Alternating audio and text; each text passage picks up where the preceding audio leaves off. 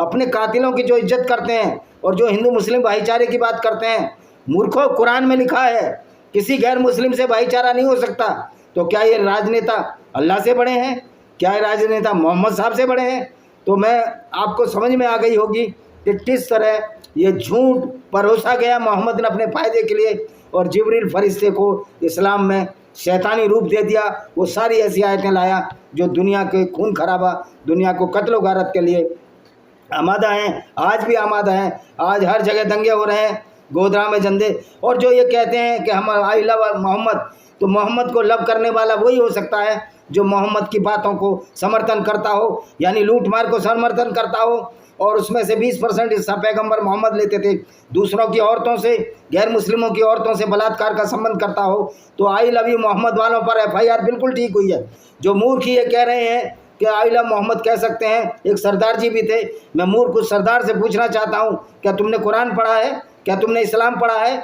I love you Mohammad का मतलब है कि वो मोहम्मद की विचारधारा को समर्थन करते हैं, और मोहम्मद की विचारधारा गैर मुस्लिमों के खिलाफ है और लोगों को कत्लो गारत कराती है, गैर मुस्लिम औरतों के साथ बलात्कार के लिए उकसाती है। तो आई लव मोहम्मद करने वाले भी अपराधी हैं, क्योंकि मोहम्मद की विचारधारा खुद अपराध शास्त्र है। कुरान एक क्रिमिनोलॉजी की किताब है। सड़कों पर उतरो तो गैर मुस्लिम भी सड़कों पर उतरेंगे। अब वो ज़माना आ गया है कि हम विचारधारा से लड़ने के लिए तैयार है। तो दोस्तों, आपको कमर कसनी होगी। अगर अगली पीढ़ियों को बचाना है तो आपको इस विचारधारा के खिलाफ लड़ना होगा। जिस तरह में छुआछूत, ऊंच नीच के खिलाफ आप लड़ रहे हैं, वामन में इस्लाम जी इस्लाम के खिलाफ क्यों नहीं लड़ रहे? इसका मतलब है आप भी कोई सच्ची लड़ाई नहीं लड़ रहे, क्योंकि दलित भी कुरान की नज़रों में गंदे हैं, नजस हैं, पोटी जितने गंदे हैं। उनके साथ, औरतों के साथ भी वही किया जा सकता है जो और हिंदुओं, यहूदी या किसी गैर मुस्लिम के साथ किया जा सकता है। तो ये तुम्हारा जो पाखंड है, दलितों के लिए लड़ना लेकिन इस्लाम की आलोचना न करना।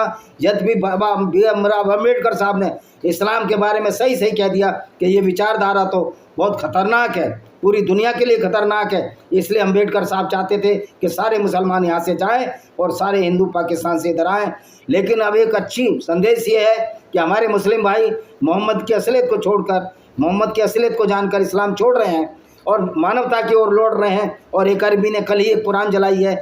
मैं उनके लिए तहे दिल से धन्यवाद देता हूँ कि मानवता की रक्षा के लिए एक बहुत बड़ा कदम है जो कुरान जलाकर ये संदेश दिया है कि इस कुरान को अब हम मानने वाले नहीं है। और ये जब्रील जो फरिश्ता है, ये शैतानी फरिश्ते में इस्लाम ने बदल दिया। ये इस्लाम की खूबी है, जो इस्लाम के रंग में रंगा, जो बहुत अच्छा आदमी था, सामाजिक प्राणी था, वो वैसी और दरिंदा, कातिल, खूनी, बलात्कारी सब कुछ हो जाता है। इसी के साथ हम इस वीडियो को विराम देते हैं। वंदे मातरम, जय हिंद, आपका दिन शुभ हो।